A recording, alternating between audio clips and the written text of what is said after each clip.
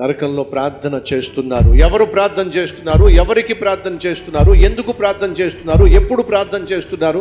బహుశక్తివంతమైన సందేశాన్ని నేను వచ్చే ఆదివారం కూడా కంటిన్యూ చేయబోతున్నాను. సంగమా, నరకము అనేది ఎంత భయంకరమో, అక్కడికి వెళ్ళిన వాళ్ళు ఏం చేస్తున్నారో, ఎలాంటి ప్రార్థన చేస్తున్నారో, ఎందుకు అలాంటి ప్రార్థన చేస్తున్నారో బహుశక్తివంతమైన సందేశం వచ్చే ఆదివారం ఇవ్వబోతున్నాను. కాబట్టి ఏ ఒక్కరు మిస్ కాకండి.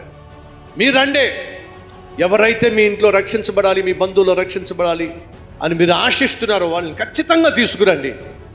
ఈ సందేశాలు వాళ్లకు అత్యవసరం, ప్రతి ఒక్కరికి అవసరం. కాబట్టి వచ్చేవారం కృతజ్ఞత ఆదివారం, ఫిబ్రవరి నెలలో చివరి ఆదివారం కనుక ఈ నెలంతా, ఈ 2 నెలలంతా దేవుడు కనికరించి కాపాడాడు. కాబట్టి కృతజ్ఞత కలిగి దేవుడిని ఆరాధిద్దాం. ఏ ఒక్కరు మిస్ కావద్దని ప్రభు పేరట మనం చేస్తున్నాను.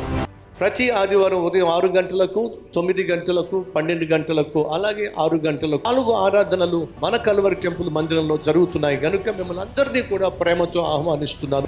స్థలం శ్రీనివాస గార్డెన్స్, MCC దగ్గర, బెల్లంపల్లి రోడ్, మంచిర్యాల.